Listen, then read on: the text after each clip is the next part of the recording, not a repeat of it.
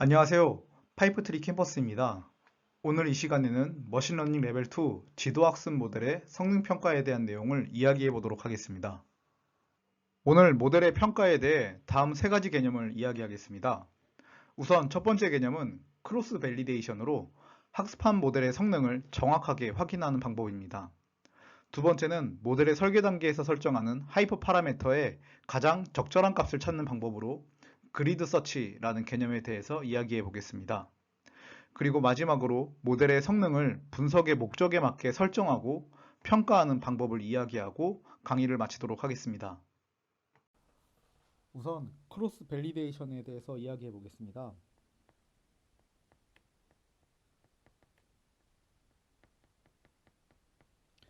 크로스 밸리데이션은 모델의 성능 평가를 정확하게 할 수 있는 기법을 이야기하는데요. 여기에 보시는 것처럼 예를 들어서 우리에게 하나의 데이터가 있다고 가정을 해보겠습니다. 그러면 우린 데이터가 들어왔을 때 우린 두 가지를 함께 수행해야 하는데요. 우선 첫 번째는 모델에 대한 학습을 진행을 해야 됩니다. 이걸 우리가 트레이닝 데이터라고 얘기를 하죠. 그 다음에 또 하나는 모델의 학습이 잘 됐는지 평가를 해야 된다고 말씀을 드렸죠. 이걸 우리가 테스트 데이터를 활용해서 한다고 말씀드렸습니다. 그런데 이 테스트 데이터는 마치 우리가 수능을 보는 것과 굉장히 유사한 개념으로 이 모델이 학습이 완료된 직후에 출시되기 바로 전 단 한 번만 이 데이터를 사용해야 된다라고 말씀을 드렸습니다. 이건 왜냐하면 우리가 테스트 데이터를 가지고 계속해서 모델을 평가를 진행하다 보면 이 모델을 만드는 분석가가 이 테스트 데이터의 그 기준이 자동으로 학습이 되게 되고 테스트 데이터에 맞도록 모델이 학습이 돼 버려서 결론적으로는 일반화가 잘 되지 않는 이런 데이터 스누핑 현상이 발생하기 때문에 테스트 데이터는 가장 마지막에 한 번만 사용한다고 말씀을 드렸어요. 그러면 우리가 고3이 수능을 보기 전에 모의고사를 보는 것과 같이 본인이 현재 학습한 수준이 얼마나 잘 됐는지 평가하는 중간 점검이 필요한데요. 이런 중간 점검을 하는 데이터를 우리가 밸리데이션 데이터라고 말씀드렸습니다. 이 밸리데이션 데이터셋은 이제 굉장히 여러 번 우리가 할 수가 있는데요. 그래서 이 데이터를 가지고 우리가 예를 들어보면 처음에 한 20% 정도, 뭐 예를 들어서 20에서 한 30% 정도의 데이터를 띄워서 우리가 테스트 데이터로 지정을 하고 이 데이터는 어디 잘 띄워서 보관을 해놔야 됩니다. 그리고 이 데이터는 아예 보지도 않고요. 그래프를 그려보지도 않습니다. 그리고 마지막에 아예 테스트, 그러니까 평가만 한번 딱 하는 용도로 사용을 하는 데이터가 되어 있고요. 그러면 우리에게 있는 이 70%에서 80%의 데이터를 가지고 우리가 트레이닝과 밸리데이션을 진행을 해야 되는데요. 이렇게 데이터를 분리하는 작업을 우리가 데이터 스플릿 한다라고 말씀을 드렸죠. 데이터 분할이라고 말씀을 드렸습니다. 그러면 과연 트레이닝 데이터와 밸리데이션 데이터는 어떤 비율로 나눠야 될까요? 여기에는 이제 굉장히 많은 아이디어가 나올 수 있습니다. 뭐 가령 예를 들어서 동일하게 테스트 데이터처럼 20%에 40, 30%를 밸리데이션 테스트로 또 놓고 여기를 우리가 테스트 트레이닝으로 쓰고 여기를 밸리데이션용으로 쓰고 뭐 이런 식으로 계속 쓸 수 있겠죠. 그런데 이렇게 고정된 상태에서 데이터를 스플릿하게 될 경우에 발생하는 어떤 하나의 리스크가 있습니다. 이 리스크가 뭐냐면 과연 이 데이터가 정말 서로의 패턴을 잘 반영하도록 잘 분리가 되었냐라는 거죠. 우리가 그 부분들을 랜덤하게 항상 스플릿을 하기 때문에 보장할 수가 없어요. 이걸 좀 더 자세히 말씀드려보면 지난 우리가 레벨 1에서 잠깐 말씀을 드렸는데 우리가 이 데이터들이 있을 때 어떤 패턴이 있다고 가정을 해볼게요. 우리가 그 패턴들이 뭐 네모라고 하는 패턴도 있고 세모라고 하는 패턴도 있고 동그라미라고 하는 패턴도 있고 물론 여기엔 어떤 에러도 있을 겁니다. 그리고 여기도 네모라고 하는 패턴, 뭐 동그라미라는 패턴이 있겠죠. 그런데 우리가 만약에 예를 들어서 밸리데이션 데이터를 이렇게 잘랐다고 한번 해볼게요. 그러면 트레이닝 데이터에는 요렇게 데이터가 있으니까 이 부분에 대해서 뭐 밸리데이션 셋을 놓고 학습을 하면 이 데이터는 당연히 여기 포함이 돼 있으니까요. 이 데이터가 잘 학습이 된 게 굉장히 빠르게 성능이 잘 나올 거예요. 왜냐하면 이 세모나 데이터가 학습되기 전에 이 밸리데이션 데이터셋의 성능이 트레이닝만큼 잘 나올 테니까요. 그러니까 성능이 너무 잘 나오도록 과장되게 왜곡되는 현상이 발생하는 거죠. 그럼 반대로 이번에는 우리가 이렇게 밸리데이션 셋을 쪼갰다고 한번 해볼게요. 이번에는 우리가 이렇게 한번 쪼개볼까요? 이렇게 쪼개서 이만큼을 우리가 학습용으로 썼고 요만큼을 우리가 밸리데이션용으로 쓰게 될 경우엔 어떤 문제가 발생을 할까요? 요 세모라고 하는 데이터는 트레이닝에 없습니다. 그렇기 때문에 학습이 잘 다 이루어져도 이 데이터가 잘 여기에 들어있지 않기 때문에 어큐러시가 낮게 나오겠죠. 성능이 낮게 평가가 되는 겁니다. 이번에는 그러니까 과소평가가 되는 거죠. 그러니까 어떻게든 우리가 데이터를 자르면 왜곡이 발생할 수 있는 리스크가 항상 있는 거예요. 물론 그렇게 되지 않을 가능성도 물론 있지만 그걸 항상 보장할 수는 없다는 그런 문제점이 있는 거죠. 그래서 나오게 된 게 이 크로스 밸리데이션입니다. 이 크로스 밸리데이션은 이름에서 보신 것처럼 복잡하지 않고 매우 간단한데요. 이렇게 하는 거예요. 우리에게 데이터가 이렇게 있을 때 이 데이터를 우리가 예를 들어서 뭐 3등분을 한다고 해보겠습니다. 그러면 첫 번째에는 요 맨 끝에 있는 3분의 1을 우리가 밸리데이션용으로 우리가 아껴놓고요. 요 앞에 있는 3분의 2를 가지고 학습을 시킵니다. 그리고 요걸로 평가를 하는 거예요. 그러면 어떤 성능이 나오겠죠? 우리가 여기서는 어큐러시라고 해보겠습니다. 어큐러시 1번이 나왔어요. 자, 그 다음에는 뭐 하냐면 똑같이 요 데이터를 가지고 똑같은 모델에 학습을 시키는데 요번엔 요 가운데 두 번째를 가지고 학습을 시키고 밸리데이션용으로 사용을 하고 요 양 끝에 있는 건 우리가 트레이닝용으로 썼습니다. 그렇게 할 경우에는 마찬가지로 다른 데이터를 가지고 약간 다른 데이터로 학습을 시켰기 때문에 밸리데이션도 그렇고요. 약간 성능이 바뀌겠죠? 이건 우리가 어큐러시 2번이라고 해볼게요. 그리고 마지막으로 한 번 더 요번엔 3등분한 데이터에서 요 앞부분을 가지고 우리가 검증용으로 밸리데이션용으로 쓰고 요 뒷부분을 트레인 데이터로 학습을 시켰다고 해보겠습니다. 그럼 또 이번에 약간 좀 다를 수 있겠죠? 그리고 여기서도 마찬가지로 어큐러시가 나올 겁니다. 3번. 자, 이렇게 나오면 각각의 성능이 3개가 나왔어요. 그럼 이 중에서 어떤 성능이 진짜 성능일까요? 이 모델에. 우리는 어떻게 하냐면 요 3개의 데이터를 다 합쳐서 평균해서 사용을 합니다. 평균 어큐러시를 이 모델이 갖는 현재 상태에서 이 모델이 갖는 평균 성능, 진짜 성능이다 라고 우리가 판단을 한다는 거죠. 그러니까 모델이 어떻게 데이터가 어떻게 성능이 학습이 되던 간에 서로 보완이 돼서 평균이 됨으로써 전체적으로 어느 정도 실제와 굉장히 유사한 실제 어떤 데이터의 성능을 보여줄 수 있다는 거예요. 우리가 이렇게 세 단계로 쪼갰잖아요. 이런 걸 뭐라고 부르냐면 3fold validation이라고 부르고요. 요 3라고 하는 것처럼 요 앞은 계속 우리가 숫자를 바꿔낼 수 있어요. 우리가 뭐 예를 들어서 5fold 뭐 validation이다 라고 하면 이렇게 5단계로 쪼개가지고 하나씩 쪼개서 쓸 수가 있겠고요. 이거는 5fold가 되겠죠. 이런 식으로 우리가 10개로 쪼갤 수도 있고요. 뭐 12개, 15개 이렇게 쪼갤 수 있습니다. 그래서 이런 크로스 밸리데이션 기법을 우리가 뭐라고 부르냐라고 하면 K-fold 크로스 밸리데이션이라고 부릅니다. 우리가 크로스 밸리데이션을 이제 함으로 인해서 모델의 성능을 정확하게 측정할 수가 있게 됐습니다. 그러면 우리는 이 모델의 성능을 측정할 수 있는 방법을 활용을 해서 이번엔 모델의 성능을 개선을 한번 해보게요. 그 모델의 성능을 개선하는 방법 중에 하나로 우리가 그리드 서치라고 하는 기법을 씁니다. 이 그리드 서치는 엄밀히 말하면 모델의 하이퍼 파라미터를 가장 좋은 값으로 설정해주는 기법이라고 보시면 됩니다. 자, 모델의 하이퍼 파라미터가 뭐라고 말씀드렸죠? 우리 모델의 하이퍼 파라미터는 모델의 학습이 이루어지기 전에 이 모델의 어떤 디자인을 결정하는 그러한 모형이라고 말씀드렸습니다. 즉, 이 모델이 데이터의 패턴을 학습하기 위해 적절한 방법으로 학습할 수 있도록 이 모델의 어떤 디자인, 외관을 결정하는 데 쓸 수 있다. 그래서 우리 뭐 의사결정 나무 같은 경우에는 맥스 뎁스라든지 뭐 뉴럴넷 같은 경우에는 히든 레이어의 구조 같은 것들을 우리가 결정할 수 있는 그러한 것들을 다 하이퍼 파라미터라고 부른다고 했죠. 그래서 하이퍼 파라미터를 우리가 쓰면 이 모델의 모양이 바뀌게 되는데요. 이 하이퍼 파라미터를 통하게 되면 어떤 게 그럼 모델에 영향을 미칠까요? 우리가 이 부분에 대해서도 예전에 얘기를 했는데 이 하이퍼 파라미터를 어떻게 쓰느냐에 따라서 이 모델이 오버피팅이 될 수도 있고요. 혹은 언더피팅이 될 수도 있다라고 말씀을 드렸습니다. 왜냐하면 이 하이퍼 파라미터를 가지고 모델의 구조, 즉 복잡도를 우리가 제어할 수 있기 때문에 얼마나 복잡한 모델을 내가 만들 거냐를 우리가 결정할 수 있기 때문에 데이터의 패턴이 단순한데 복잡한 모델을 쓰게 되면 오버피팅이 되는 거고요. 데이터의 패턴이 복잡한데 단순한 모델을 쓰면 언더피팅이 되겠죠. 당연히 그 패턴을 담을 수가 없으니까. 그렇기 때문에 우리는 데이터의 패턴에 적정한 수준의 복잡도를 갖도록 이 하이퍼 파라미터들을 조정을 해줘야 됩니다.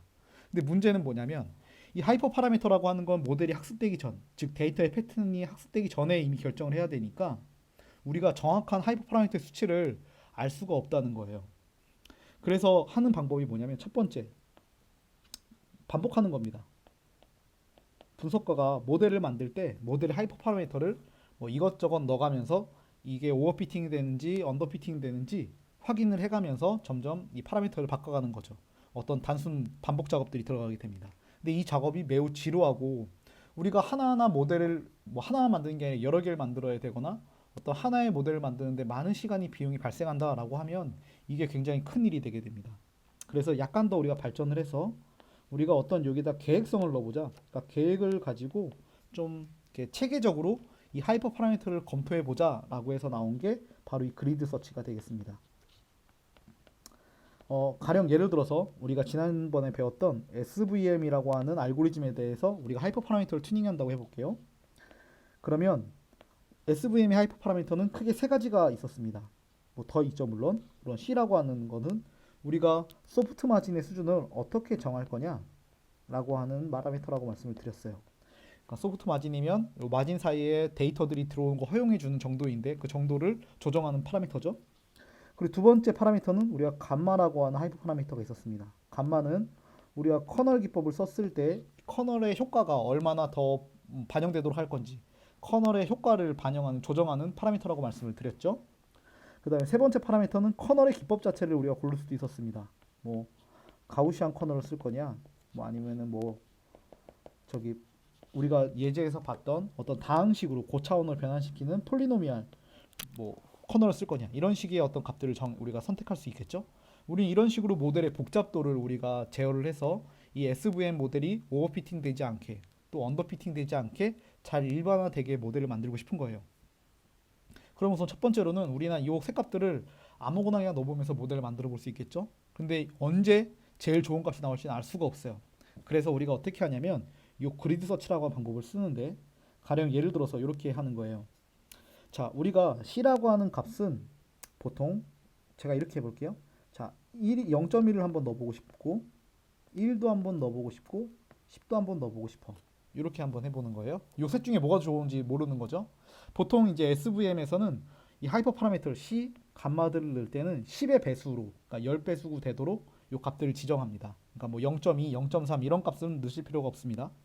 자, 그 다음에 감마 값은 제가 뭐 0.01 요거보다 10분의 1 수준으로 0.1, 1 이렇게 세 가지의 경우의 수에 대해서 한번 살펴보고 싶은 거예요. 여기서 커널은 뭐 일단 나중에 살펴볼게요. 자, 이렇게 됐을 때 이 두 개가 서로 막 맞물려서 조합이 돼야 되잖아요. 그럼 총 몇 가지의 경우의 수가 나오죠? 네, 9가지의 경우 수가 나오는 거예요. 그래서 이거를 뭐 그림으로 표현을 하면 우리가 하이퍼 파라미터 설정하는 어떤 값의 레인지가 이런 값으로 설정을 해놓고요. 뭐 이게 하나, 둘, 셋, 하나, 둘, 셋 이렇게 해서 여기는 우리가 C, 여기가 감마, 세로축이 감마라고 하면 여기에 0.1, 1, 10 이렇게 되겠죠. 그리고 여기는 0.01, 0.1, 1 이런 값이 포함이 되면 우리는 지금 그리드 서치라는 기법을 통해서 총 9개의 점 이렇게 두 개가 교차하는 지점에 하이퍼 파라미터들을 넣고 이 모델을 생성해내는 거예요. 즉 모델을 9개를 만들게 되는 거죠. 그리고 이 모델의 9개는 다 각각의 모델마다 크로스 밸리데이션으로 검토를 해요. 우리가 크로스 밸리데이션은 뭐 예를 들어서 5번, 캣 5번, 5폴드를 하겠다 라고 하게 되면 총 모델이 몇 번 계산이 되는 거죠? 네, 45번 계산을 해요. 계산의 수가 엄청 늘어나게 되죠. 이렇게 해서 가장 좋은 성능을, 그러니까 크로스 밸리데이션의 평균 성능이 가장 좋은 부분, 뭐 예를 들어서 여기라고 해볼게요. 그럼 이 부분을 그리드 서치가 알려주는 겁니다. 아, 너가 C를 10으로 하고 감마를 1로 했을 때 제일 모델 성능이 크로스 밸리데이션 했을 때 일반화 성능이 제일 좋았어. 오버피팅 되지도 않고 언더피팅 되지 않는 일반화 성능이 제일 좋은 조건이야 라고 알려주는 거죠. 이게 바로 그리드 서치 기법입니다. 그런데 그리드 서치의 단점이라고 하면 어떤 최저값을 찾아내는데 이 경우의 수가 계속 증가한다는 거예요. 하나로 단적인 예로 지금 보는 것처럼 이 커널의 종류가 두 가지였잖아요. 이렇게 두 가지가 있는데 그러면 다시 경우의 수가 몇 개로 늘어나죠?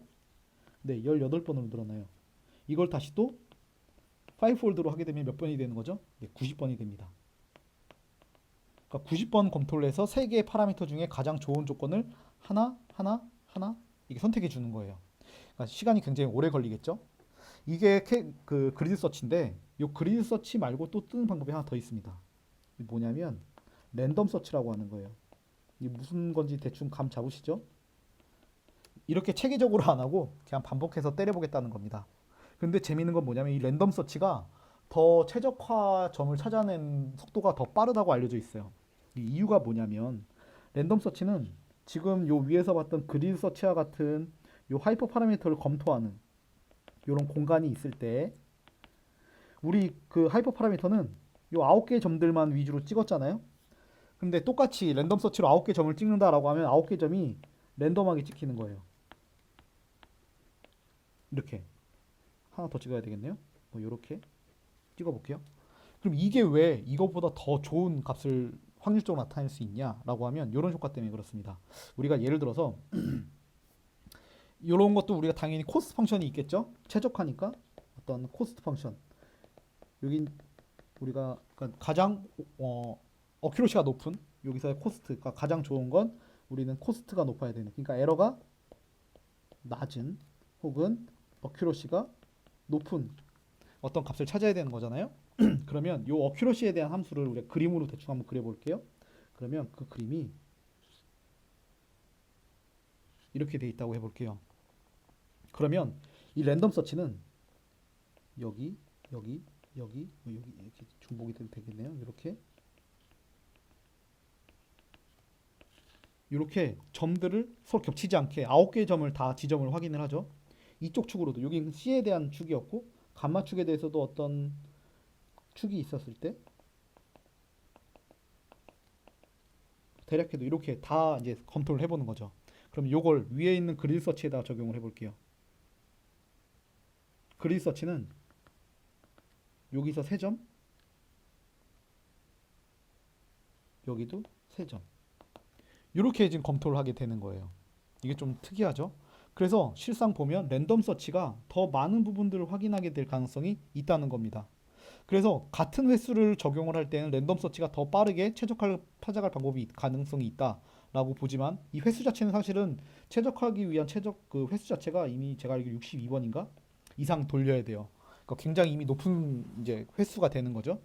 그래서 그리드 서치를 그래도 주로 많이 사용을 하는데 그 방법은 어떻게 되냐면 이렇게 하는 거예요. 그리드 서치를 단계별로 적용을 하는 겁니다. 어떻게 하느냐? 첫 번째는 그리드 서치에서 C의 값을 좀 넓게 잡는 거예요. 뭐 0.1, 10, 뭐 1000, 100 이렇게 잡는 거죠. 그리고 감마 값도 뭐 0.01, 1, 뭐 10 이렇게 잡고 한번 계산을 해요. 그럼 9번 정도 계산을 하면 되니까요. 그랬더니 요 값이 제일 좋게 나왔다라고 해볼게요. 그럼 요번에 C를 가지고 좀 더 디테일하게 한번 보는 겁니다. 1, 뭐 10, 그 다음에 요 근래 뭐잘 넣지 않지만 예를 들어서 뭐 20, 뭐 이렇게 한번 넣어보고요. 감마 같은 경우에도 뭐 0.1, 0.5, 1, 뭐 이렇게 해서 요 근방으로 좀 더 그 레인지를 축소해서 다시 한번 그리드 서치를 해보는 거죠. 여기는 좀 더 러프한 큰 범위에서 그리드 서치를 이렇게 했다면 요번엔 좀 더 좁은 범위, 여기 최적화되어 있는 범위를 끌고 와서 요 범위에서 다시 그리드 서치를 하게 되면 좀 더 빠르게 최적화를 찾아낼 수 있는 그런 기법이 될 수도 있습니다.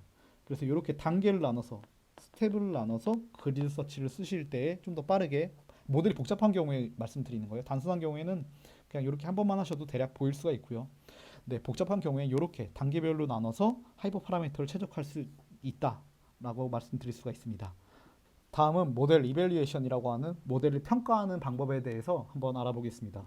자, 모델을 평가하는 방법은 우리가 기존에 얘기했듯이 분류하는 것과 클래스를 만드는 것과 예측하는 레그레션이 서로 다른 척도를 가지고 모델을 평가한다고 말씀드렸죠. 자, 클래시피케이션 같은 경우엔 우리가 뭐 가지고 모델을 평가하죠? 네, 어큐러시입니다. 얼마나 잘 분류를 했느냐를 가지고 모델을 평가할 수 있고요. 레그레션 같은 경우에는 뭐 가지고 하죠? 네, MSE라든지 민 스퀘어드 에러, 뭐 min absolute error 혹은 r 스퀘어 이런 값들을 가지고 충분히 모델의 성능을 평가할 수가 있습니다. 회기는 일정 정도의 값으로도 충분히 모델의 평가가 가능한데요. 자, 문제는 이 클래리피케이션입니다. 이 어큐러시만 가지고 모델의 성능을 평가하기엔 부족한 부분이 많다는 거죠. 하나 예를 들어 볼게요. 자, 우리가 어큐러시라고 하는 걸 어떻게 계산을 하죠? 여기에 우리가 데이터가 이렇게 있다고 한번 가정해 보겠습니다.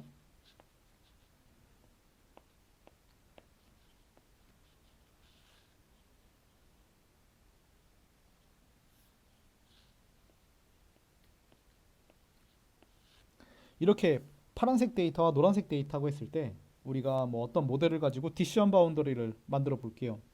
그래서 우리가 뭐 SVM이라고 생각해도 되고요. 뭐 어떤 모델도 됩니다. 이렇게 모델이 쪼개졌다고 한번 해보겠습니다. 이걸 우리가 디시전 바운더리 결정 경계라고 해보겠습니다.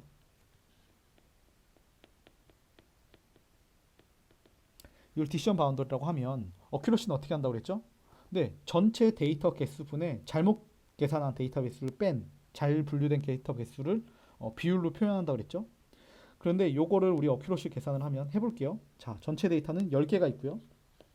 그 중에 잘못 분류한 거 보면 여기 우리가 일루 디시전 바운더리 왼쪽은 우리가 노란색으로 분류를 예측하고 요 오른쪽은 파란색으로 예측을 한다라고 보면 잘못된 건 여기 하나 있고 여기 하나 있네요.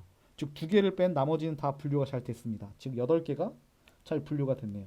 그러면 어큐러시는 네, 0.8, 즉 80%다, 80%다 이렇게 얘기할 수가 있는 거죠. 근데 여기에는 사실 우리가 이런 표를 그려서 얘기할 수가 있습니다. 요 표가 좀 복잡할 수 있는데요. 같이 따라 그리면서 한번 보시면 좋겠습니다. 여기를 우리가 노란색, 여기를 파란색, 여기를 노란색, 여기를 파란색 이렇게 하고요. 여기는 우리가 실제값 무슨 말이냐면 즉 레이블에 있는 노란색과 파란색의 개수를 여기다 쓸 거고요. 여기는 우리가 예측한 값, 즉 클래리피케이션 모델을 통해서 예측한 분류한 결과를 여기다 쓸 겁니다. 그럼 어떻게 되느냐? 자, 노란색을 실제 노란색인데 실제 여기 노란색인데 노란색이라고 분류한 개수가 몇 개가 되죠? 네, 노란색 중에 요 디시전 바운더리 왼쪽에 있는 걸 세보면 되겠죠? 4개가 됩니다. 그렇죠? 그런데 실제 노란색인데 파란색으로 분류한 건 뭐죠? 네, 여기 하나 있네요. 1이라고 쓰면 되겠습니다. 그리고 또 파란색에 대해서도 실제 파란색인데 파란색이라고 예측한 거. 그러니까 실제 파란색이 5개인데 요 디시전 바운더리의 오른쪽에 있어서 파란색이라고 예측된 건 하나, 둘, 셋, 4개. 똑같이 4개가 되겠고요. 반대의 경우도 실제 파란색인데 노란색으로 예측된 경우는 여기 하나 있네요. 그래서 이렇게 표를 우리가 그릴 수 있겠죠? 우리가 이런 표를 뭐라고 부르냐면요. 컨퓨전 매트리스라고 불러요. 혼돈 행렬이라고 부르는 거죠. 이게 자주 보시다 보면 혼란스럽거든요. 그래서 혼돈 행렬이라고 부르고요. 여기에서 우리가 어큐러시는 어떻게 되냐면 전체 데이터의 개수분의 즉 토탈 개수분의 요 대각선에 있는 거 잘 맞은 애들만 있는 거죠. 대각선에 있는 데이터의 개수 이런 비율로 우리가 어큐러시를 얘기할 수가 있습니다. 그런데 이 어큐러시만 가지고 왜 이 클래리피케이션 모델의 성능을 다 말할 수가 없느냐라고 하면 우리가 지난 레벨 1에서 잠깐 얘기를 했었는데 이 문제 때문에 그래요. 네, 데이터 불균형한 문제 때문에 그렇습니다. 우리가 가령 예를 들어서 10개의 데이터가 있는데 그 중에 노란색이 9개였고 파란색이 1개라고 해볼게요. 그래서 제가 모델을 만들었어요. 이걸 가지고 모델을 만드는데 얘는 딱히 모델도 아니고 그냥 무조건 노란색이야 라고 얘기하는 애가 되는 겁니다. 그런 경우에 우리가 앞에서 그렸던 이 혼돈 행렬이 어떻게 그려질까요? 자, 똑같이 여기 노란색, 파란색, 노란색, 파란색. 여기가 실제값, 여기가 예측값. 요 실제값과 예측값의 방향은 어떤 자료들마다 바뀌어 있는 경우도 있어요.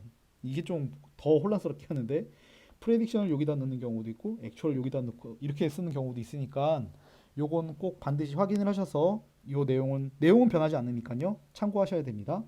자, 이런 경우에 우리가 어떻게 되죠? 무조건 노란색이라고 했어요. 실제 노란색은 9개인데 다 노란색이라고 내가 얘기할 거니까 여기에는 당연히 9가 들어가겠죠. 그리고 실제 노란색인데 파란색이라고 예측하는 경우는 없어요. 왜? 난 무조건 노란색으로만 예측을 하니까 0이 됩니다. 그렇죠? 그러면 실제는 파란색인데, 그러니까 여기 하나가 있죠? 노란색이라고 예측되는 경우 당연하죠. 얘 무조건 노란색 얘기할 테니까 여기 하나가 생깁니다. 파란색을 파란색이라고 얘기하지 않아요. 0이 되겠죠? 자, 이런 경우에도 어큐러시를 계산해 보면 전체 데이터 개수는 10개니까 10개 중에 여기에 있는 개수 더하면 9가 되니까 0.9 90%가 됩니다. 즉 어큐러시만으로는 이 모델이 무조건 그냥 노란색이라고 얘기하는 정말 바보 같은 모델인데도 불구하고 90%의 정확도를 보이는 거예요. 그러니까 어큐러시로 이 모델이 잘 학습이 됐다 안 됐다라고 판단할 수가 없는 겁니다. 그렇게 해서 나오게 된 게 오늘 얘기할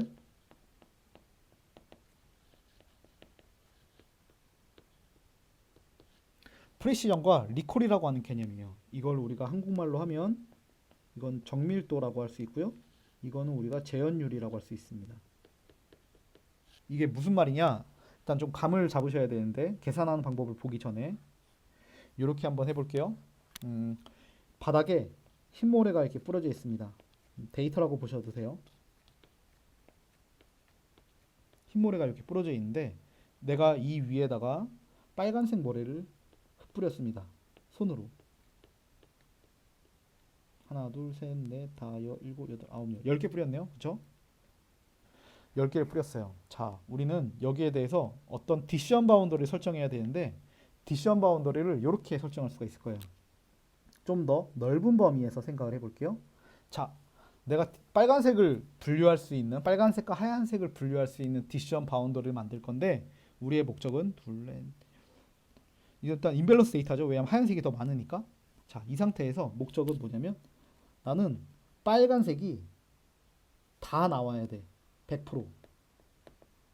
그러니까 얘가 예측을 했을 때에는 내가 실제 빨간색인 애들은 다 포함이 됐으면 좋겠어 라고 하는 우리가 디시전 바운더리를 그리면 어떻게 해야 될까요? 디시전 바운더리 하나만 그릴 수 있죠? 이렇게 그려야 되겠죠? 그렇죠? 그러면 이 디시전 바운더리 안에 있으면 빨간색, 밖에 있으면 하얀색이라고 얘기하면 우리 빨간색만 지금 보는 거예요. 그렇게 되면 물론 흰색이 두 개가 포함되어 있지만 다 빨간색이죠. 12개 중에 12개가 우리 예측이 되는데 빨간색이라고 그 중에 실제 빨간색 10개와 2개가 있어요. 그리고 이게 하얀색으로 예측한 거에 빨간색은 단 하나도 없습니다. 그러니까 실제 10개가 다 들어온 거죠. 이런 경우를 뭐라고 그러냐? 재현율이 좋다라고 해요. 그러니까 재현율 리콜이 100%다. 렉이라는 겁니다. 무슨 말이냐면 내 손에 있던 처음에 내 손에 있던 모래 빨간색이 다시 내 손에 10개가 다 들어왔잖아요. 그렇죠? 리콜 된 거예요. 내 손에 있던 10개를 땅에 뿌렸는데 다시 프레이션으로 뽑았더니 다시 내 손에 리콜이 된 겁니다. 그래서 우리는 이런 경우에 재현율이 100%다라고 얘기할 수가 있어요. 자, 그럼 두 번째 경우에 뭐가 있냐면 이번에는 내가 손을 딱 떴을 때 내 손에는 흰색이 하나도 없어야 되고 다 빨간색이어야 돼 라는 거예요. 내 손에는 모두 빨간색이어야 돼 라고 하는 겁니다. 이런 경우에 디시전 바운더를 어떻게 그릴 수 있을까요? 이 디시전 바운더리는 흰색이 하나도 들어오면 안 되는 겁니다. 그러면 어떻게 할 수 있냐면 뭐 다양한 방법이 있겠지만 이렇게 한번 해볼게요. 그렇죠? 이렇게 하면 디시전 바운더리에 흰색이 하나도 안 들어옵니다. 그런데 문제는 뭐냐면 그렇다고 빨간색이 다 들어온 것도 아니에요. 하지만 재밌는 건 뭐냐면 이 디시전 바운더리 내에 들어오면 무조건 빨간색이라는 거예요. 물론 빨간색이 안 들어온 경우도 있을 수 있지만 그래서 이런 경우에는 정밀도가 되게 좋다는 거야. 내가 예측한 데에는 얘는 무조건 쏘면 무조건 다 맞아. 빨간색에. 안 맞는 건 있을 아예 얘가 노리지 않아가지고 애초부터 노리지 않아서 안 맞는 경우 있겠지만 못 맞추는 경우는 없는 거예요. 무조건 들어오는 거죠. 이런 경우 우리는 정밀도라고 얘기합니다. 정밀도가 100%다 라고 얘기하는 거예요. 아, 이게 도대체 말장난 같은데 이게 왜 필요한 거냐라고 하면 요 얘기를 들어보시면 좀 재미있을 거예요. 자, 예를 들어서 우리가 이런 식의 데이터가 있다고 해보겠습니다. 데이터의 분포를 한번 그려볼게요. 이런 분포 이제 익숙해지셔야 되는데 이런 정규 분포가 있습니다. 자, 이거 우리가 정규 분포라고 한다고 했죠? 이게 가장 여기 있는 점을 우리가 평균점이라고 했습니다.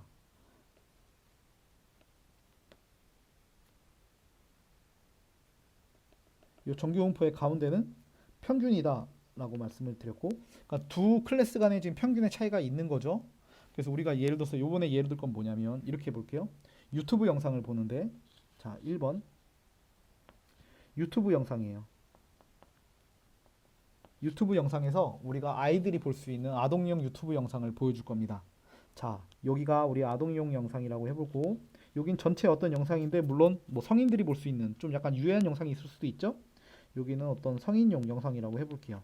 여기는 아동용 영상이고요. 그래서 우리는 아이들이 유튜브를 보면서 배우는 것도 많으니까 유튜브 영상을 켜주고 싶은데, 이 성인 영상이 추천되는 걸 우리는 싫어요. 그래서 아동용 영상만 추천이 됐으면 좋겠어요. 그래서 아동용 기능을 켰을 때에는 어떻게 해야 되느냐라고 하면, 그렇게 추천된 영상 중에는 어, 아동용 영상만 있어야 되지 성인 영상은 하나도 없어야 됩니다. 그리고 아동 영상 굉장히 많지만 아동 영상을 다는 못 보더라도 반드시 아동용 영상인 애들만 추천을 해줬으면 좋겠어요.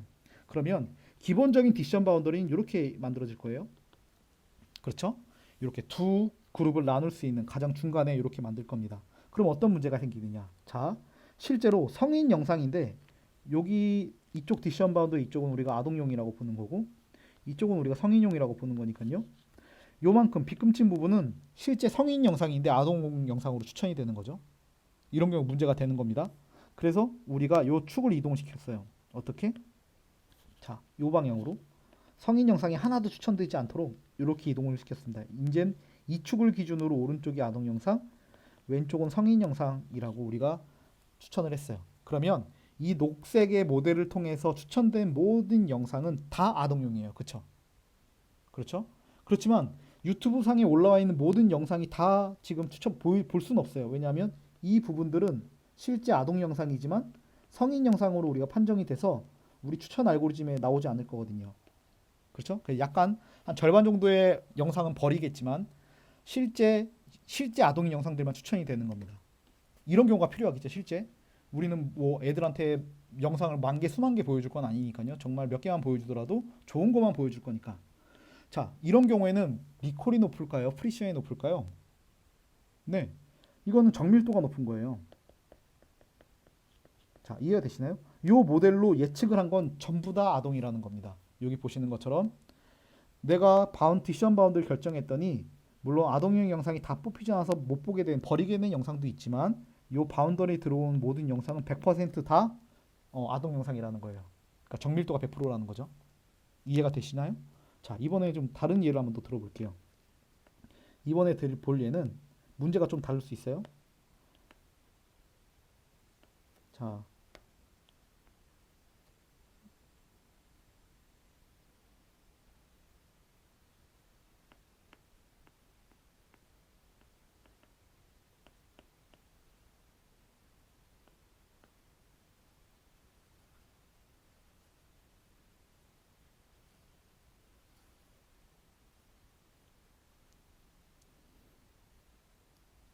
자, 이번에 볼 문제는 유튜브가 아니라 이번 두 번째 문제로 이번엔 암 진단을 한번 해보겠습니다. 자, 암 환자의 수가 정상 환자보다는 정상인들보다는 좀 숫자가 적죠. 그래서 우리는 어떤 그 환자의 제가 뭐 이쪽 분야 전문가는 아니니까 어떤 혈액에 있는 수치를 가지고 이 사람들을 이렇게 분포가 나뉜다라고 한번 해볼게요. 이런 게 있으면 참 좋겠습니다. 근데 우리 일단 가정을 하는 거니까요.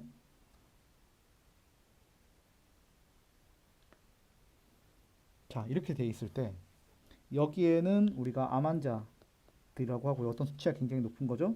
여기는 정상이 되겠습니다. 그리고 마찬가지로 처음에 모델을 만들면 요 노란색 기준으로 해서 우리가 디시전 바운더리를 만들 겁니다. 요걸 디시전 바운더리라고 써드릴게요. 자, 그럼 이렇게 될 경우에 어떤 문제가 있는지 한번 볼게요. 자, 암 환자를 정상 환자라고 잘못 예측한 경우가 있을 수 있죠. 여기에 요 빗금친 부분이 그런 부분에 해당할 겁니다.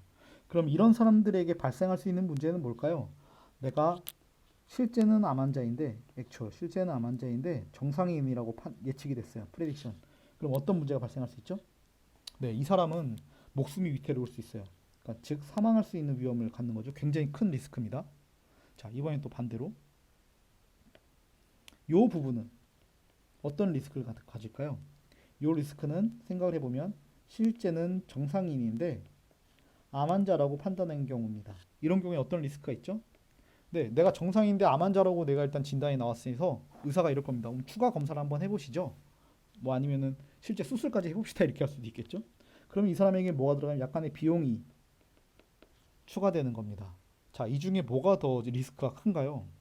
당연히 이게 훨씬 더 크죠. 사람의 목숨이 훨씬 더 귀중하니까요. 그럼 이런 경우엔 우리는 어떻게 해야 되죠?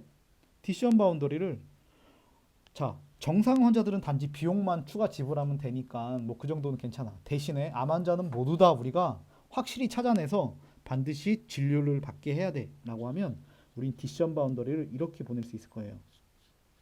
새로운 디시전 바운더리입니다. 그럼 이때부터는 이 디시전 바운더리의 왼쪽을 우리가 정상이라고 판단할 거고 오른쪽을 암 환자라고 판단을 할 건데 이런 경우엔 이 모델은 암 환자를 예측하면 실제 암 환자는 거기에 다 들어가 있어요. 그렇죠? 근데 문제는 뭐냐면 정상인 사람들도 여기에 좀 포함이 돼 있다는 거죠. 그래서 암 환자인데 이 사람을 내가 정상으로 판단해서 사망하는 경우는 단 한 건도 없을 겁니다. 하지만 정상 환자들이 암 환자라고 판단이 돼서 좀 진료가 과잉 진료라고 할 수는 있겠지만 좀 진료가 발생한 경우는 있겠지만 이게 훨씬 더 좋은 경우가 되는 거죠. 자, 이런 경우는 리콜이 높은 건가요? 프리시전이 높은 건가요? 네. 이 경우에는 리콜, 재현율이 높은 거예요. 뭐냐면 실제 암 환자가 예측했더니 다 들어왔잖아요. 여기 보시는 것처럼 실제 암 환자가 물론 정상인 사람들도 여기 있지만 여기 정상인 사람들도 있지만 실제 암 환자는 이 파란색 바운더 디시전 바운더리로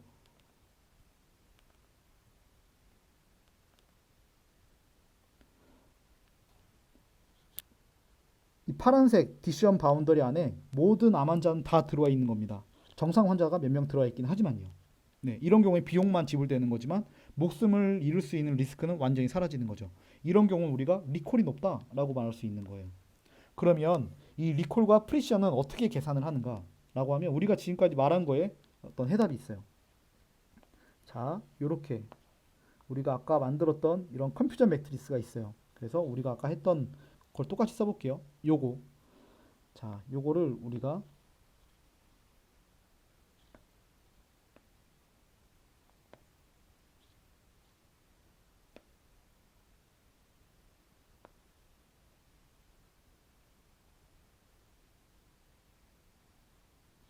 요걸 우리가 똑같이 갖다가 한번 써보겠습니다.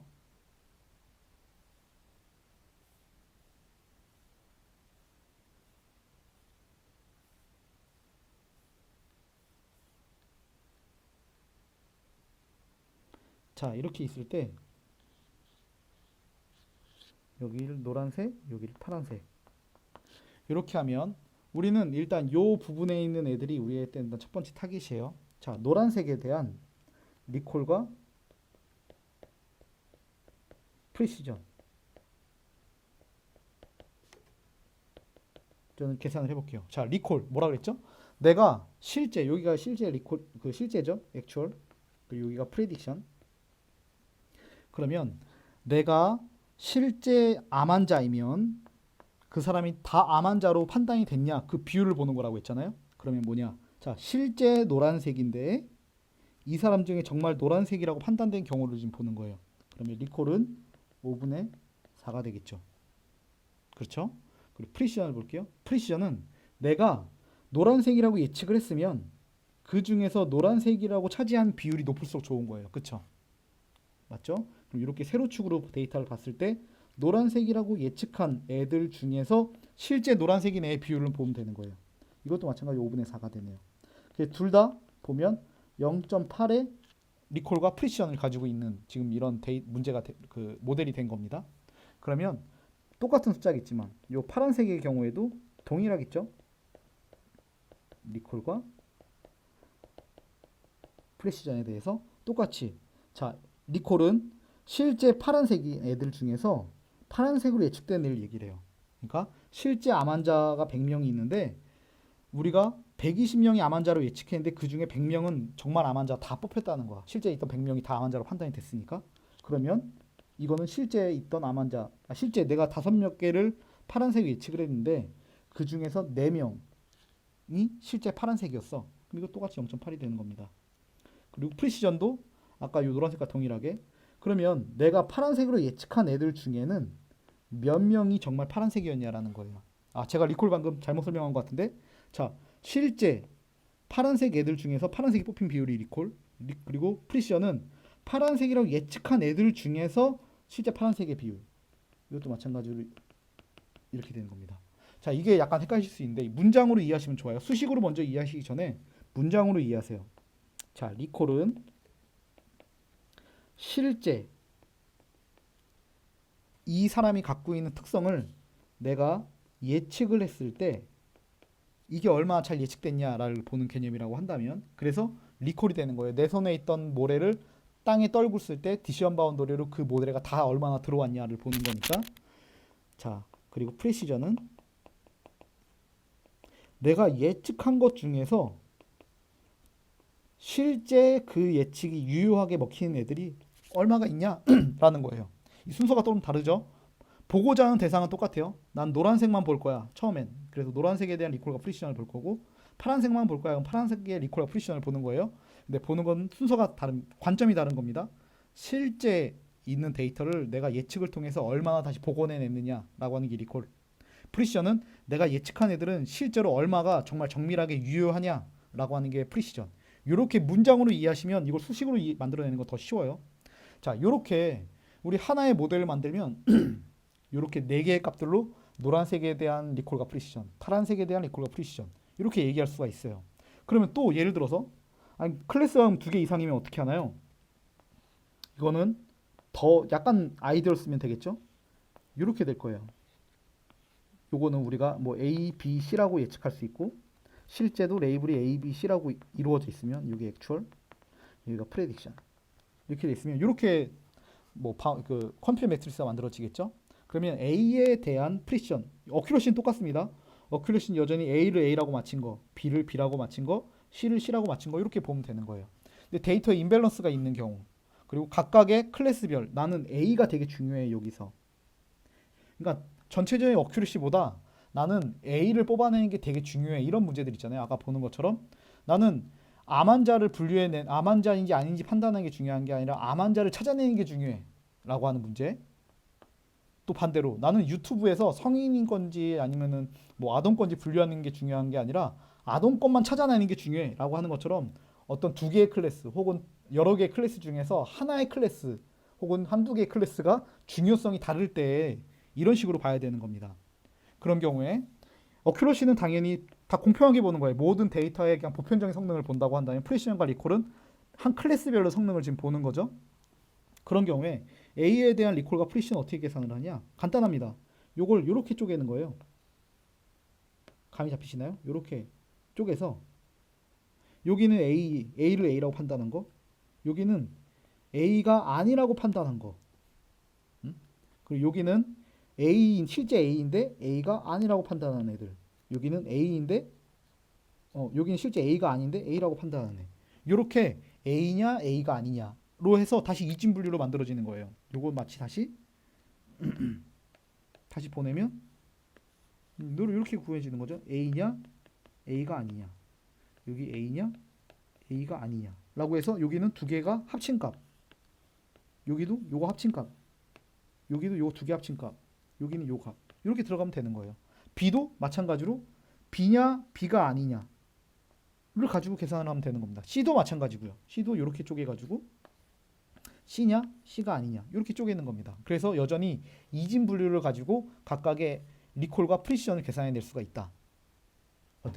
아시겠죠? 자, 그런데 이렇게 각각 클래스별로 리콜과 프리시전이 각각 값들로 나오게 되면 이게 머리로 복잡해지잖아요. 전체금 성능이 도대체 이걸 잘 분류했다는 거야 뭐 아니라는 거야 라는 게 약간 헷갈리잖아요. 그래서 나오게 된 게 F1 스코어라고 하는 개념이 있습니다. F1 스코어 혹은 F 메저라고 부르기도 해요. 이게 뭐냐면 그냥 간단합니다. 우리가 지금까지 배웠던 리콜과 프리시전을 평균한 거예요. 네, 이 두 개를 평균해서 보자 라고 하는 겁니다. 근데 평균을 그냥 내지 않고요. 요 리콜과 프리시전의 특성을 보시면 알겠지만 여기 보시는 것처럼, 자, 내가 여기에 있을 때 요 디시전 바운더리를 1로 이동시키면 지금 리콜이 굉장히 좋아졌잖아요. 리콜이 높아진 거죠. 그런데 반대로 이쪽 방향으로 움직이면 아까 유튜브 영상처럼 프리시전이 높아져요. 지금 무슨 말이냐면 프리시전이 높아지면 리콜이 낮아지고요. 리콜이 높아지면 프리시전이 낮아져요. 이런 관계를 우리가 뭐라고 부른다고 했죠? 네, 서로 상충되는 관계. 여기가 우리가 트레스홀드를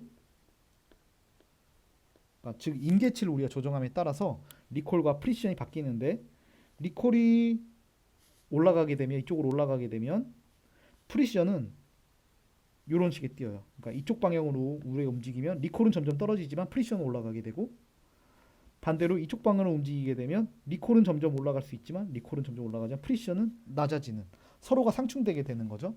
그래서 기본적인 이 임계치, 요거는 우리가 임계치라고 하는데요. 이 임계치에 대해서 잠깐 말씀을 드리면 우리 예전에 이런 거 배웠었죠. 로지스틱 회기 우리 얘기할 때 처음에 지도학습 처음 분류 얘기할 때 이렇게 데이터들이 있다 그랬어요. 그리고 이렇게 있을 때 얘를 분류하는 우리가 기준점을 만들고 싶은 거예요. 그럼 로지스틱은 어떤 시그모이드 형태 로지 함수로 이렇게 표현을 해놓고 여기는 우리가 확률값 probability라고 얘기를 했고요. 이렇게 데이터들이 있을 때 이 확률값이 0.5가 되는 지점, 그러니까 50% 이상, 그러니까 여기가 1 혹은 여기가 0의 레이블인데 확률이 0.5를 넘으면 얘는 레이블 1로 우리가 판단을 할 거고 뭐 A라고 할게요. A라고 판단을 할 거고 확률이 0.5 미만이면 우리가 B라고 판단을 할 거야 라고 하는 기준점을 처음에 그냥 우리가 예로 들었던 0.5였습니다. 그래서 0.5를 기준으로 이렇게 분류가 디시전 바운더리가 설정이 되는 거예요. 그래서 디시전 바운더리 설정이 돼서 여기엔 세 개는 동일하게 A라고 판단이 됐고요. 여기 하나가 잘못 분류가 됐네요. 그리고 여기도 보시면 요 세 개는 B로 잘 판단이 되고 요 하나가 여기로 가면 B, 여기로 가면 A가 되니까 요 하나가 잘못 판단이 되는 거죠. 그러면 반대로 한번 해볼게요. 요 디시전 바운더리를 내가 뭐 정말 작은 값 0.05로 한번 해볼게요. 그러면 어떻게 되는 거죠? 여기 그림을 좀 제가 그러면 설명을 위해서 좀 바꿀게요. 뭐 요렇게 되는 어떤 그림이라고 하면 0.05니까 디시전 바운더리가 트레스 여기 임계치가 이렇게 되는 거고 그럼 디시전 바운더리가 이렇게 이동이 되겠죠? 그렇죠? 그래서 요 바운더리 이상으로는 A, 요 바운더리 이쪽은 B라고 판단을 하는 겁니다. 그러면 요번에 A는 다 맞아요. 그렇죠? 그렇죠? 근데 B는 두 개는 맞고 두 개는 틀리게 되네요. 즉 무슨 말이냐면 이런 경우 A에 대한 리콜이 100%를 찍는 거예요. 그렇죠?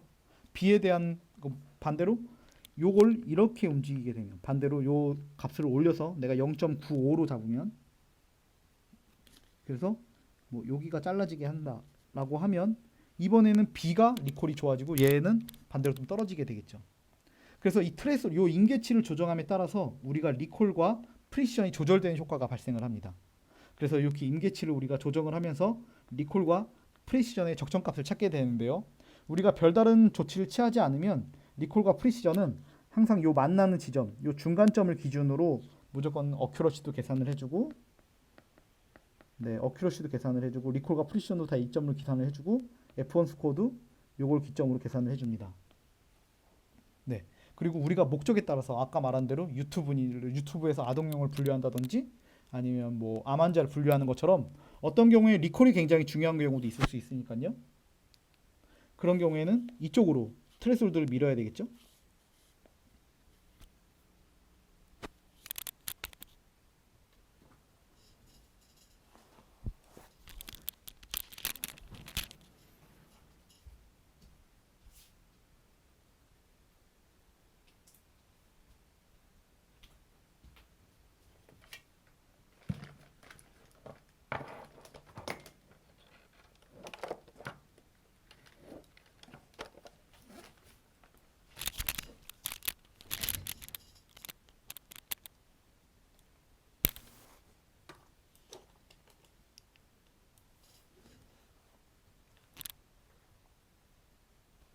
자, 그러면 다시 F1 스코어를 계산한 방법에 대해서 다시 설명을 할게요. 이런 트레이드오프 관계가 있기 때문에 우리가 이 두 개의 값을 합칠 때에는 단순하게 평균을 내면은 약간 그 효과가 왜곡될 수가 있어요. 무슨 말이냐면 이 값이 올라가고 하나는 내려가기 때문에 평균을 잡게 되면 항상 이 값이 그냥 비슷하게 뽑히게 돼 있거든요. 근데 우리가 중요한 건 얘를 올림에 따라서 이 낮아지는 수준이 커지면 안 된다는 거예요. 그래서 그 낮아지는 효과가 극적으로 나타나게 하기 위해서 어떻게 하느냐? 우리는 F1 스코어를 조합 평균이라고 하는 방법으로 계산을 합니다. 요거는 이제 학교 다닐 때 우리가 잠깐 배우기도 했지만 별로 중요하게 다루진 않아서 기억이 안 나실 텐데 공식은 이렇게 하는 거예요.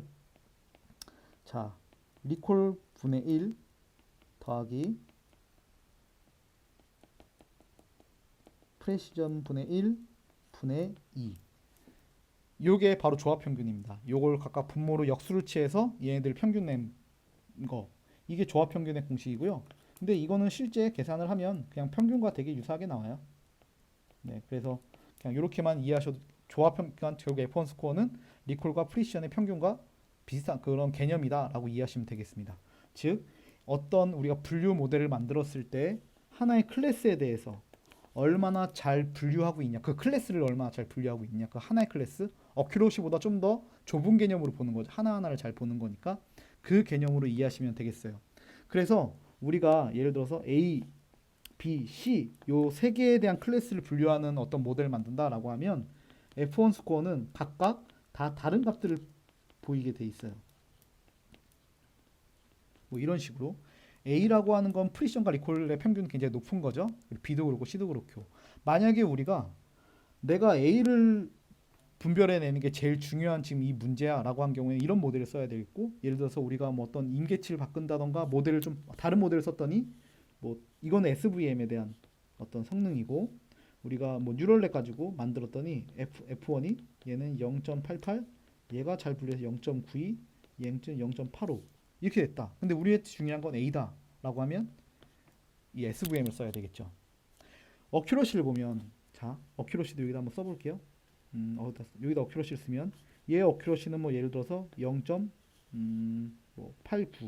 88 정도 나오고 얘의 어큐러시는 0.921 뭐 이렇게 나왔다고 해볼게요. 어큐러시는 뉴럴넷이 훨씬 좋지만 우리의 목적상 A를 분류해내는 게 훨씬 중요한 문제라고 할 경우에는 SVM이 훨씬 더 좋은 모델이 되는 겁니다. 이런 식으로 우리의 분석의 목적에 맞게 지금 이걸 조정해야 되는데 요 사례에 대해서 한번 예를 들어 볼게요. 아마 이렇게 하시면 이해가 될 텐데 자, 우리 아까 요 그림 기억나시죠? 요렇게 분포가 있습니다.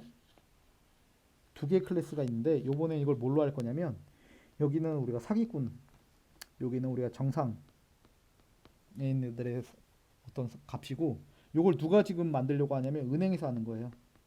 그러니까 은행에서 대출을 해주려고 하는데 이 사람이 사기꾼인지 아닌지 알고 싶은 거죠. 그래서 우리가 이렇게 디시전 바운드를 설정을 해서 어떤 모델을 만들어서 이 모델의 오른쪽이면 사기꾼이고 이 모델의 왼쪽이면 정상인이야. 이게 어떤 뭐 신용도의 반대가 되겠네요. 신용도가 낮으면 사기꾼일 테니까. 자, 이렇게 될 겁니다. 그래서 우리가 이렇게 해볼게요. 자, 컴퓨터 매트리스를 그리는데 똑같이 좀 여기 하나가 더 추가가 돼야 돼요. 좀 크게 그려보겠습니다. 이렇게 컴퓨터 매트리스를 그리는데 요번엔 좀 추가가 됩니다. 뭐냐면 자 우리가 알고 싶은 건 사기꾼이니까 자 여기 사기꾼 여기는 정상인 여기는 정상 그리고 여기는 실제 우리는 알지 못하지만 데이터상으로만 있겠죠. 실제 사기꾼과 정상인에 대한 데이터 우리가 테스트를 해봐야 되니까 여기 그 모델을 이제 예측 시험해봤을 때 얼마나 잘 분류하는지 결과를 써본 거예요. 요거는 우리가 뭐 모델의 중간중간 밸리데이션 데이터로 해서 크로스 밸리데이션 계산할 수도 있고 테스트 데이터로 계산할 수도 있겠죠. 자, 이렇게 됐을 때 자, 정상인은 전체 사람 중에 90명 있고 우리가 사기꾼은 10명이 있다고 해볼게요. 100명의 사람을 우리가 판정을 해본 거예요. 자, 그 중에서 첫 번째 모델은 정상인을 85명, 정상인을 90명 중에 85명을 정상이라고 했고 실제 정상인데 사기꾼이라고 5명을 잘못 판정을 했어요.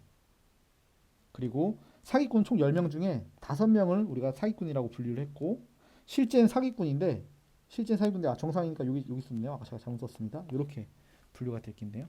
그러면 요 그림상에서 볼게요.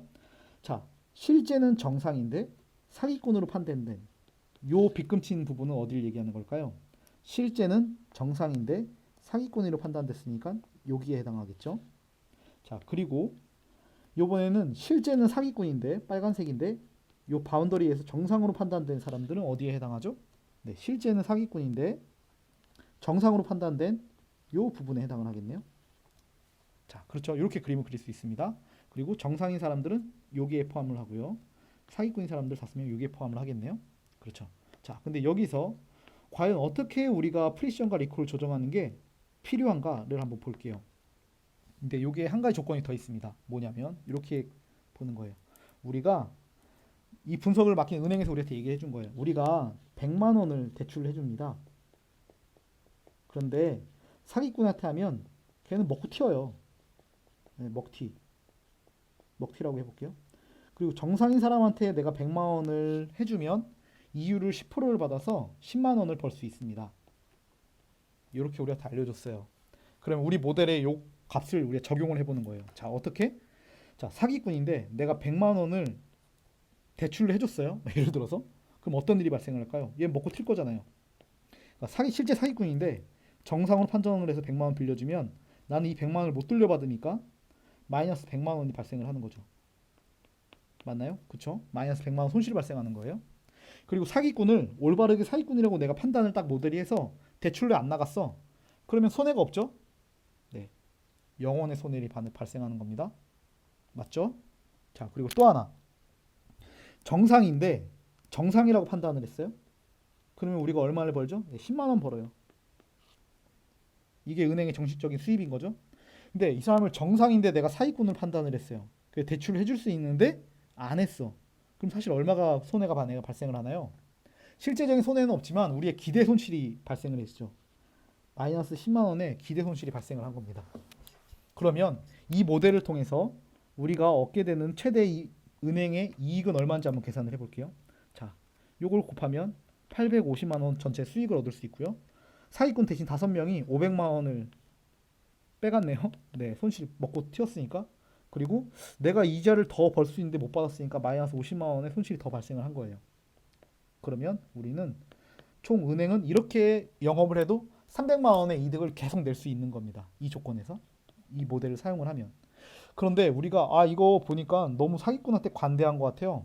사기꾼을 좀 대출 안 해주게끔 막아주세요 라고 우리한테 모델을 조정해달라고 요청이 온 겁니다. 그래서 우리가 이번에 어떻게 했냐면 여기 트레솔드를 사기꾼은 아예 대출이 안 돼야 되니까 여기로 옮겼어요. 리콜이 돼야 된다는 거죠. 내가 실제 사기꾼은 정상인을 대출을 못 해주는 한이 있더라도 실제 사기꾼한테 대출 아예 안 해줄 거야. 그럼 리콜이 높은 거예요. 리콜 100%로 만드는 겁니다. 그래서 요 바운더리 오른쪽은 다 사기꾼, 요 바운더리 왼쪽은 정상이라고 판단을 하면 실제 보면 사기꾼들은 다 걸렸습니다. 그렇죠? 리콜이 100%된 거예요. 내 손에 다 들어왔습니다. 그런데 문제는 실제 정상인들 중에서도 대출 못 받는 사람들이 상당수 생긴다는 거죠. 이 사람의 비율이 우리 대충 보니까 40% 정도 된다고 해볼게요. 그러면 어떻게 나눠 봅시다. 자, 여기 똑같이 컴퓨터 매트리스 그려볼게요. 사기꾼, 정상, 사기꾼, 정상. 여기는 우리 실제 액츄얼, 여기는 내가 모델로 예측한 값 평가를 해보는 거니까요. 자, 우리는 이제 사기꾼을 다 사기꾼이라고 판단을 해요. 그러니까 10명이 다 들어옵니다. 절대 사기꾼을 정상이라고 판단하는 경우는 없습니다. 그런데 문제는 뭐냐면 한 40% 정도의 정상인들이 대출을 못 받을 수가 있네요. 그러니까 90명에 아까 여기 정상인이 우리 90명이라고 했잖아요. 90명의 40%니까 한 36명이네요. 그렇죠? 그러면 36명이 정상인데 사기꾼이라고 판단이 돼서 대출이 안 나갔어요. 그리고 여전히 정상인들 중에 정상이라고 판단되는 54명 맞죠? 54명은 여전히 대출이 나갑니다. 자, 그럼 여전히 여기다 우리 비즈니스 가치를 또 써볼게요. 여기 0원, 여기 마이너스 100만원, 여기 마이너스 10만원, 여기는 플러스 10만원이네요. 그쵸? 그럼 이런 경우에는 전체적인 은행의 수익이 얼마인지 한번 볼게요. 그러면 540만원, 그쵸? 마이너스 360만원, 기대 손실입니다. 그리고 여기 0원, 0원이 되는 겁니다. 얼마죠? 180만원이네요. 오히려 은행의 수익이 줄어들었어요. 리콜을 이빠이 올렸는데요. 그렇죠? 정상 사기꾼을 다 잡아냈는데도 불구하고 오히려 수익은 줄어드는 방식으로 이 모델이 만들어졌네요.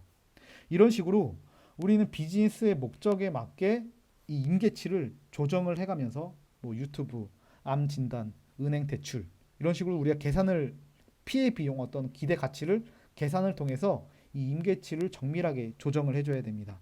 그렇게 해서 최종적으로 모델에서 중요한 건 어큐러시보다 중요한 건 네, 이 모델의 비즈니스 목적에 따른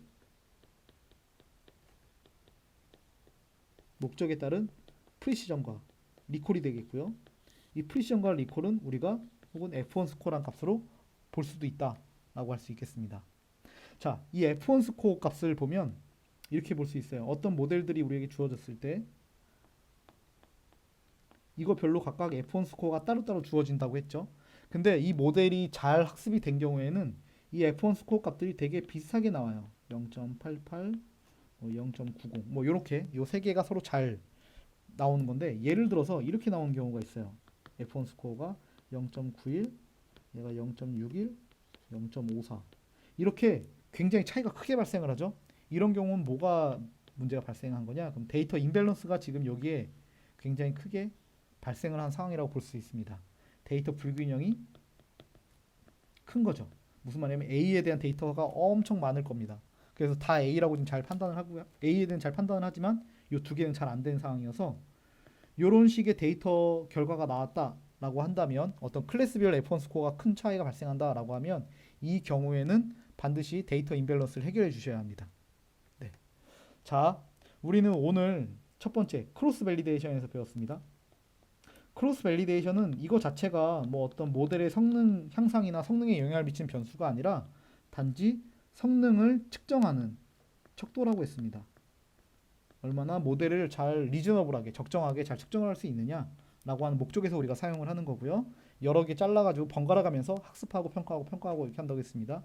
그 다음에 이런 척도가 생겼으니까 우리 뭘 할 수 있죠? 이제 하이퍼 파라미터를 튜닝할 수 있죠. 그러니까 하이퍼 파라미터를 얼마나 조금씩 옮길 때마다 성능이 변화될 건데 그 성능이 얼마나 잘 움직이는지 민감하게 이걸로 잡아낼 수가 있으니까 할 수 있는 거예요. 그래서 그리드 서치라고 하는 방법을 배웠고 랜덤 서치라고 하는 걸 배웠습니다. 이렇게 해서 우리가 모델들을 여러 개를 만들 수가 있어요. 하나의 데이터셋 가지고 뭐 SVM 모델도 하나 만들고 뭐 KNN 모델도 하나 만들고 로지스틱도 하나 만들고요. 그 다음에 뭐 뉴럴넷도 만들 수가 있겠죠. 그러면서 각각 하이퍼마이터 튜닝을 해서 요 그리드 서치를 하면서 제일 좋은 최상의 컨디션으로 이런 애들 만들어낼 수가 있습니다. 그럼 이때 이 각각의 모델별로 어큐러시와 프리시전과 리콜과 그 다음에 F1 스코어 값들이 각각 다 나올 거고요. 우리는 비즈니스 목적에 맞게끔 이 모델들 중에서 좋은 모델을 선택을 하고 뭐 가령 예를 들어서 로지스틱이 제일 좋았다. 그럼 선택을 하고 이 로지스틱의 트레솔드 임계치를 조정을 해서 우리 비즈니스 목적에 맞게 최종적으로 모델을 튜닝을 한다. 이게 모델을 학습하고 최종적으로 평가해서 사양을 결정하는 이 전체 과정이 되겠습니다. 자, 오늘 모델 평가에 대해서 이야기를 다 마쳤고요. 강의를 여태까지 들어주셔서 감사합니다.